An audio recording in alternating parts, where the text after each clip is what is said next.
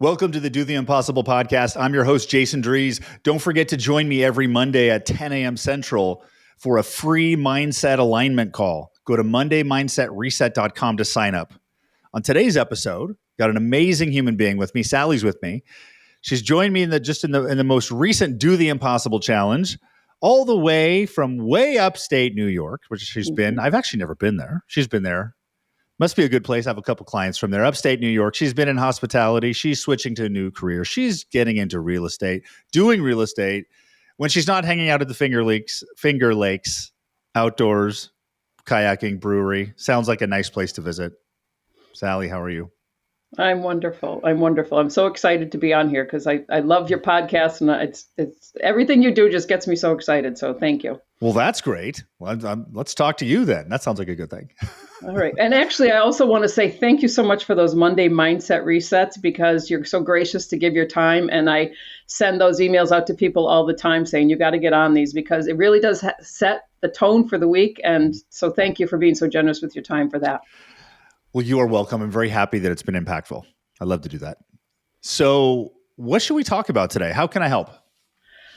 So I am hoping you can just give me some specific, I don't know whether I'm asking for mindset help or kick in the ass. I'm not sure. So okay. As you mentioned, I've been in the hospitality and tourism career for my first career. I was also a landlord. I still have one property that I've had for many, many years. But in 2021, circumstances set me on a different path. And so I really have always liked real estate investing, been interested in it. I got one property in 2021. I secured 3 properties in 2022. I have 5 so far this year. And being a member of the Do the Impossible challenge that I have been in for this quarter, I've set some impossible, although doable goals. Okay. And I find myself half the time thinking, of course I can do this. It's not that hard. Of course I can do this. And the other half of the time feeling like I'm literally on a ledge and about to either fall off or fly.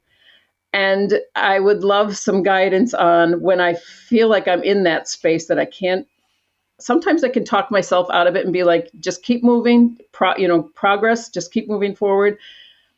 But then there's those days or those minutes or those hours where I'm like, what the actual hell am I doing? It's lonely, right? But I know for entrepreneurs in general, it's lonely. And just some tools that would help me be able to say, I'm on the right path. I just got to keep moving forward. And I know you are so good at that. So I would love any help in that. So you're asking me, what do I do in situations where I'm feeling unclear or stress or uncertainty? Or yes, and like I shouldn't be doing this. Or am I the right person to be doing this? Or who do I think I am to be doing this? Are you feeling any of that right now? No. So why are you planning on feeling that in the future? Because the goals feel so big and so different from what everyone else around me is doing. And I think a piece of it that does come up is, I'm 62. I love being active, but a lot of people my age are retiring. So I see that on social media. I see that with my friends. And part of me is like, I feel like I chose this hard path on purpose because I don't want to slow down. I like learning new things, but then I'm like, well, sometimes the pasture looks very enticing. Okay. So that's a lot of different things. So that's a great situation you have there. Thank you for sharing it. Mm-hmm. What's your specific question? What do I need to do when I need to kick myself and just say, just keep going? It's scary, but the only way out of scary is to just keep going. Well, you seem to already be doing that. You've got your first property in 21, you got 3 in 22, and you got 5 in 23. So you sound like you're already doing that. So what's the problem? The problem is to go to the next level is I feel like I need another set of tools because it feels even scarier. Although I was thinking earlier today, every time you do something new, it's scary. And Like when I brought my first child home from the hospital, I was so scared. And then you get to your third child and it doesn't even slow you down. So I need help remembering that kind of mindset and how to push forward when it feels like you shouldn't be going after such big goals. Well, you're already doing that. How many kids do you have?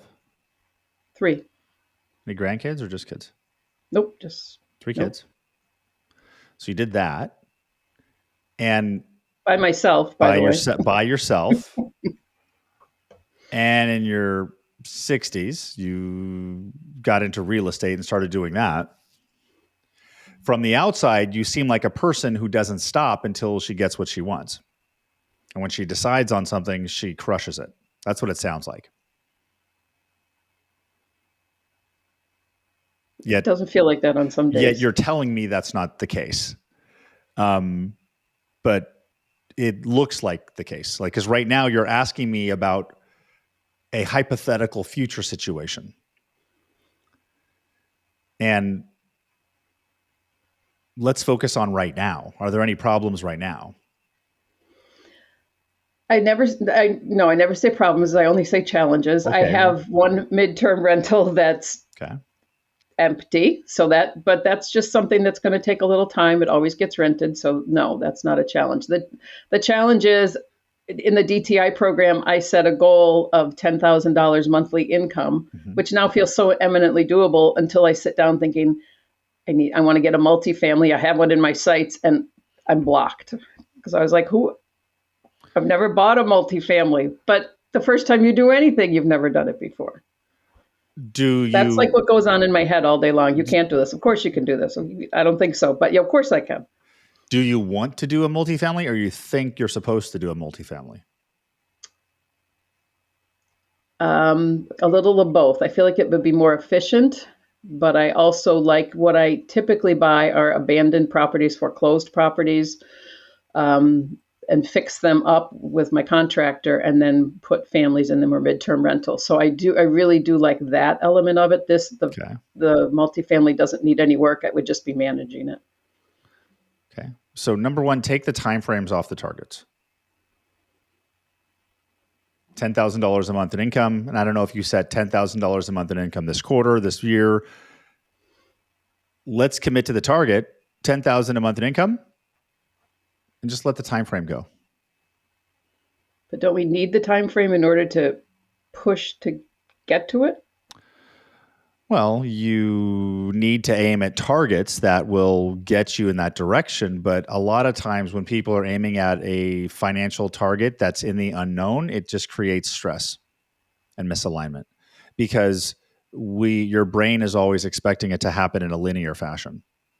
So if it's 3 months and we're on 10 grand a month in 3 months, we should be at 33, then 66. And then, so the second that you're not tracking towards it in a linear fashion, your brain will start to subconsciously kick you into misalignment. That's exactly what it's feeling like. So what was the time frame that you used before? I want to get 5,000 by the end of this year, 10,000 by the end of March 2024. Okay. So the end of this year is 3 months from now. Mm-hmm. So you can say out loud, let's repeat after me. I'm going to hit $5,000 per month in income by the end of this year. I'm going to hit $5,000 per month in income by the end of this year. Okay, then I'm going to hit $5,000 in monthly income within 3 months. I'm going to hit $5,000 in monthly income within 3 months. And then I'm going to hit $5,000 a month, $5,000 in monthly income within a 3-month period. I'm going to hit $5,000 a month in monthly income in a 3-month period. Which one feels better?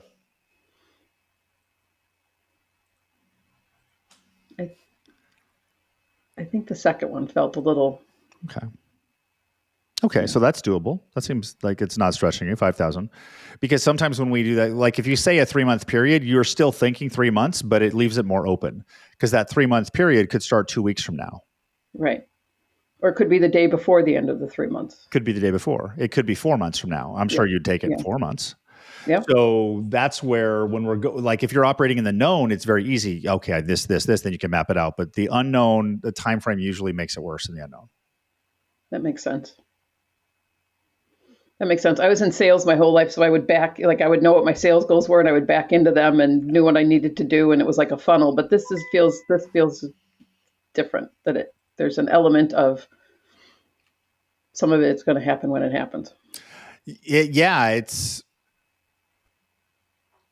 can happen faster too. So the key is openness and being in alignment with it happening. But when we get the time frame in place, so it's almost like you can map the actions out. Like, okay, well, the income target's 5,000. I believe that looks like 2 single family, a multifamily.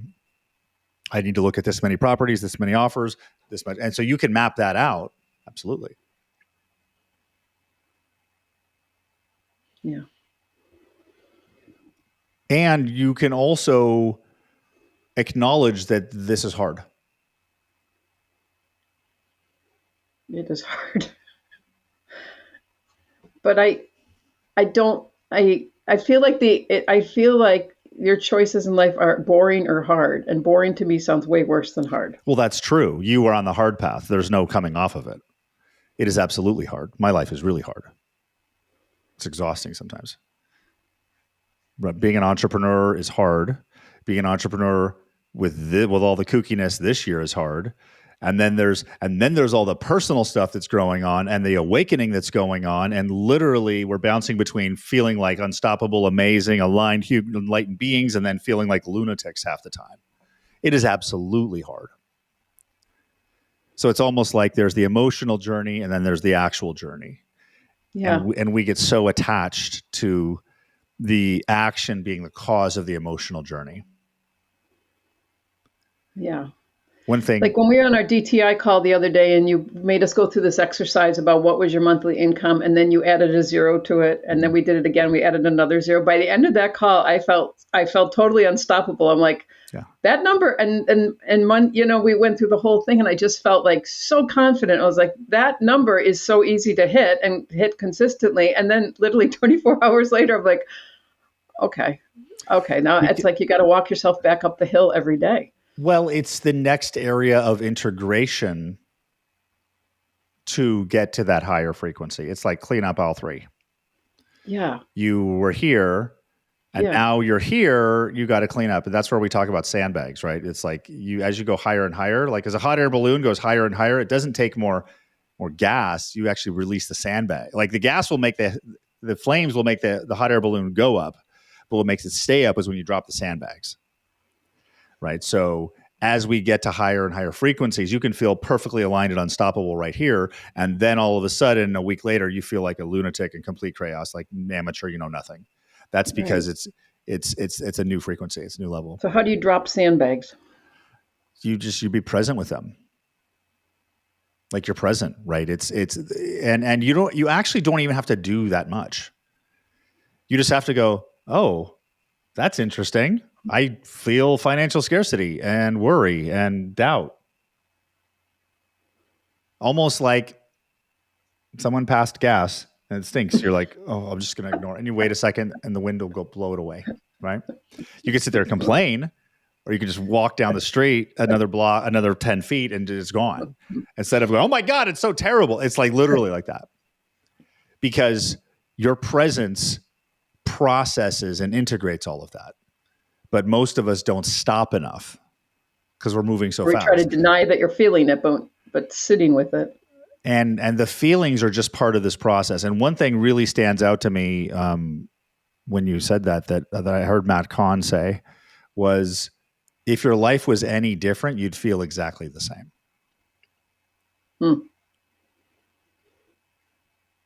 Like we have this feeling journey. And we have this action journey, and we think the feelings are because of the actions. What if they're separate? What if they're completely separate? Yeah, so you might as well choose if you're gonna have feelings and you want to keep becoming the best version of yourself, and you're going to keep having those feelings, you might as well just keep going for the best version of yourself, I guess. Well, not even, let's take it more than that. The version of you, the best version of you is the version you presently are. And the Right. version you presently are is the version that you are supposed to be in this moment. And it's not because of any lack of action or lack of something you've done prior to now. Who you are in this moment is the vibrational frequency of your life in this moment.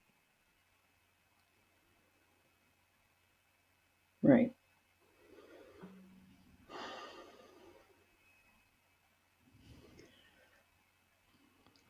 And wanting to become, I always think about, I want to set a good example for my adult children to show them that they can, do anything despite the hardships and despite the process. So it's like when I have that feeling, I'm like, all right, I can keep pushing forward because people are watching.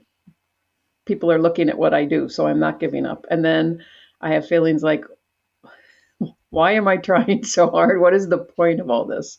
So I don't know. I feel like I'm just wrestling with myself back and forth as I try to. That sounds about normal. Yes. I would describe my life as the exact same thing. Really? Well, that makes me feel better.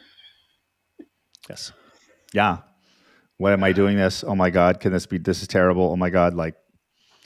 Oh my God. It's amazing. Really? Well, that makes me feel way better. And what do you do when you have those feelings like, what am I doing? I breathe. I stop. Sometimes I journal. Sometimes I scream. Sometimes I go drink a beer and listen to Jimmy Buffett because he makes me feel better. Sometimes I just don't give a shit. Sometimes I talk my wife's ear off. Sometimes I call another coach.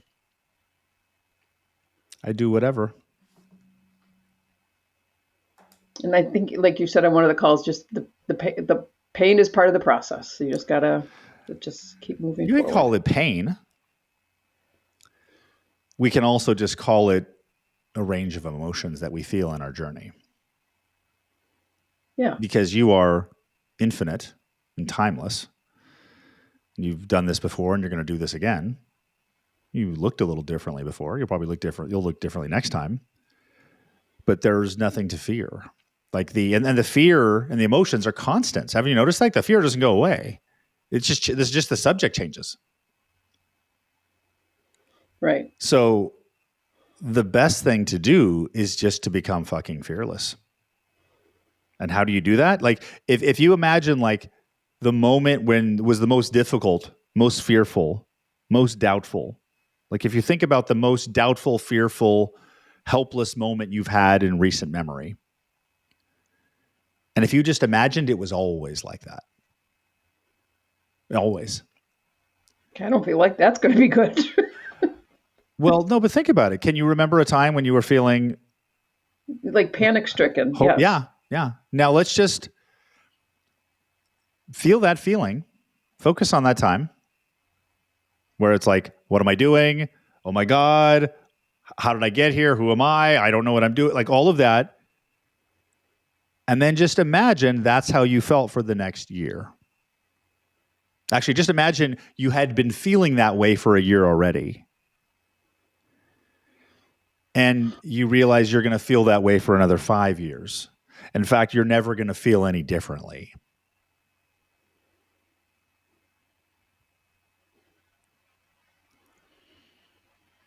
I guess you'd just get used to it and it wouldn't be you just get used to it. You'd say, this is just how it feels. Yeah. Just like this is my hair color, or this is how much hair Jason has on his head, or this is how tall I am. I can't reach the top cover. That's just how it is. I can be upset about it. I just use a stool, right? Whatever. Or I don't fit in this car because I'm too tall. It's just is. It's the reaction to it that's the problem. Mm-hmm.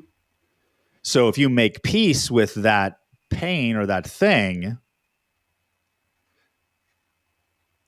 then it won't bother you anymore. And that's why I was like, what if, because if that's how you felt all the time, you eventually would find a way to be happy. Right. Anyway. Right.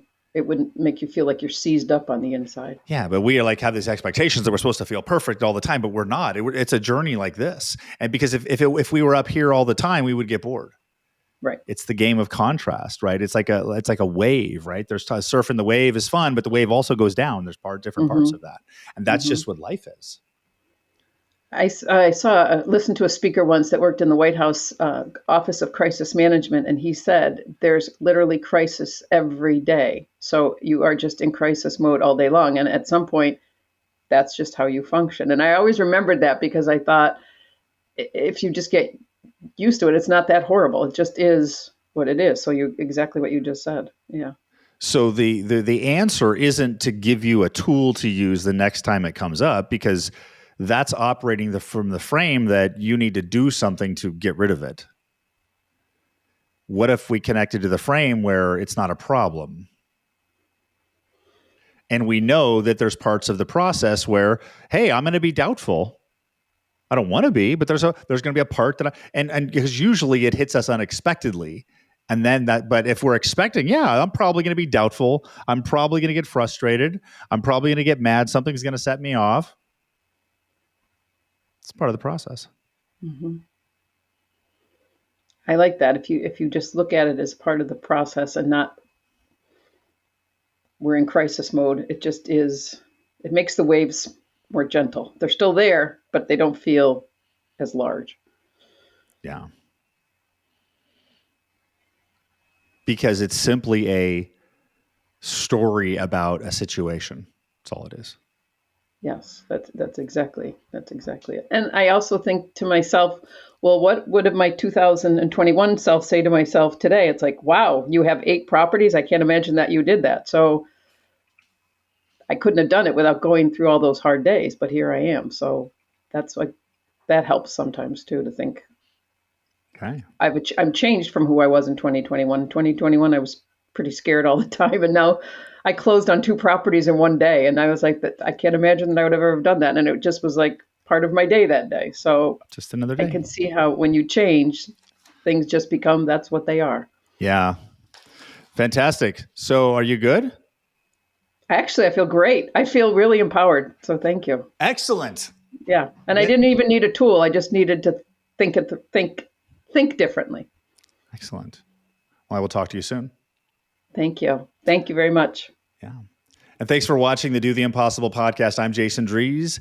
To get your own experience of coaching, you can go to freeintrosession.com and we will get you on your path to coaching, to playing at your highest potential. And I will see you on the next episode. Take care. Bye-bye.